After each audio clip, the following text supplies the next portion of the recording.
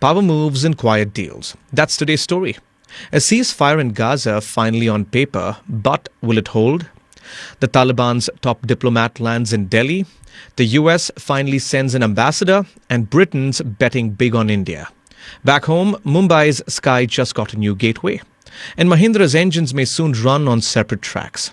The world's shifting, borders are blurring, and everyone's playing their next move. Let's break it down.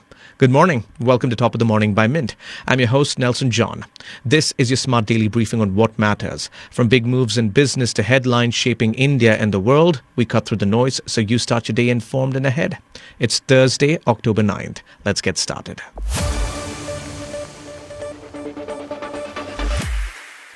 After more than a year of devastating conflict, there's finally movement in Gaza. Donald Trump announced on Wednesday that Israel and Hamas have agreed to the first phase of a ceasefire deal. The announcement came from the White House, where Trump posted on Truth Social that both sides had signed off on his peace plan. Here's what the deal includes. All hostages held in Gaza will be released soon. Israel will pull back troops to an agreed-upon line. Palestinian prisoners in Israeli jails will be freed in exchange. Now, this is just phase one of what Trump calls a path towards lasting peace. The breakthrough happened during talks at an Egyptian resort where all parties had been negotiating for days. Qatar, Egypt, and Turkey have worked as mediators to broker the agreement, and Trump made sure to thank them in his announcement. Israeli Prime Minister Benjamin Netanyahu quickly confirmed the deal, calling it a great day for Israel.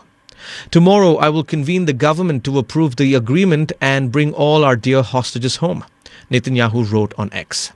He thanked the Israeli Defense Forces and Trump's team for their work on what he called a sacred mission. Hamas also confirmed the agreement through mediators, though they're pushing Trump and guarantor states to make sure Israel actually follows through on its commitments.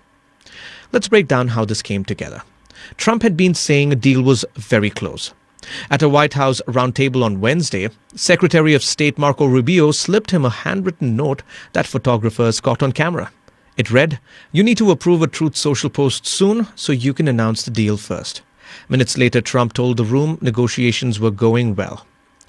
The conflict began after Hamas attacked southern Israel on October 7th, 2023.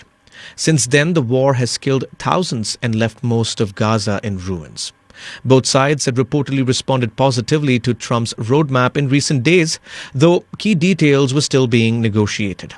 Trump says he might visit Israel as soon as this Sunday. This would be his first trip to Israel since returning to the White House. His last visit was in 2016, before he officially recognized Jerusalem as Israel's capital and moved the U.S. embassy there from Tel Aviv.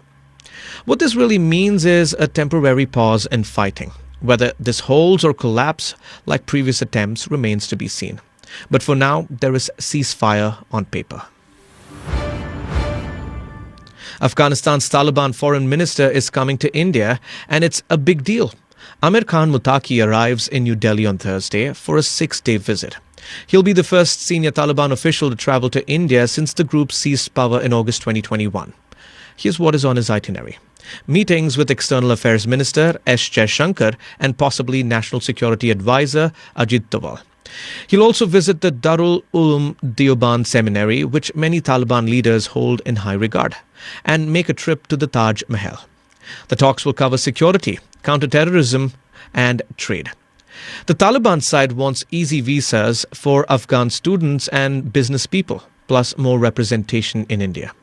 Let's be clear, India doesn't officially recognize the Taliban regime, but New Delhi is trying to build a working relationship anyway. The visit almost didn't happen. Muttaqi needed a UN travel ban waiver, which India secured on September 30th. The United States finally has an ambassador to India. The Senate confirmed Sergio Gore as the next U.S. ambassador to India on Tuesday, alongside Paul Copper as Assistant Secretary of State for South and Central Asia. Both positions have been empty since Trump took office in January. Republicans pushed through 107 diplomatic nominees in one block vote, winning 51 to 47. Democrats voted against it. Now, Gore is a 39-year-old Trump ally who ran the White House Presidential Personnel Office. Cooper is a professor who has written extensively on India, Pakistan, and regional conflict. Here's the thing, the relationship they're inheriting is complicated. Trump hit India with a 50% tariff, including penalties for buying Russian energy. Tensions flared in August over trade and Russia ties. New Delhi is reportedly relieved to have clarity on who's leading the relationship. But questions remain about whether the strategic partnership will continue as before. Mumbai just got a massive infrastructure upgrade. Prime Minister Narendra Modi inaugurated Phase 1 of Navi Mumbai International Airport on Wednesday. Built at a cost of 19,650 crore rupees, it's India's first fully digital airport. Here's what makes it different. Fully automated terminals with AI, online baggage drop, pre-booked parking, and streamlined immigration. The design is inspired by a lotus with glass facades and natural lighting throughout. It'll even be India's first airport connected by water taxi. The airport can eventually handle 90 million passengers annually and 3.25 million metric tons of cargo. Indigo, Air India Express and Akasa Air have already announced flight plans. Indigo alone will start with 18 daily departures to 15 cities, scaling to 79. Commercial operations begin in December 2025. Initially running 12 hours daily, about 40% of traffic will be international, raising it to 75% over time. Mumbai's congestion problem just got a serious solution. Mahindra and Mahindra might be splitting up its businesses, and the numbers explain why. The company is evaluating a demerger that would separate its tractors, trucks, and SUV operations into independent entities. Think Tata Motors, which is about to list two separate companies on Indian stock exchanges next week. These are early discussions, but here's what makes it interesting. M&M has transformed dramatically over 5 years. Net profit jumped from 1,812 crore rupees in FY21 to 12,929 crore rupees in FY25. Revenue more than doubled to 1,55,645 crore rupees. The real story is in the mix. SUVs now bring in 57% of revenue compared to just 22% from tractors. SUV sales surged nearly 4 times to 550,000 units, while tractor sales grew 20% to 424,000 units. M&M went from being India's tractor king to its largest SUV maker by revenue. Separating these businesses could unlock serious value for investors, letting each operate independently.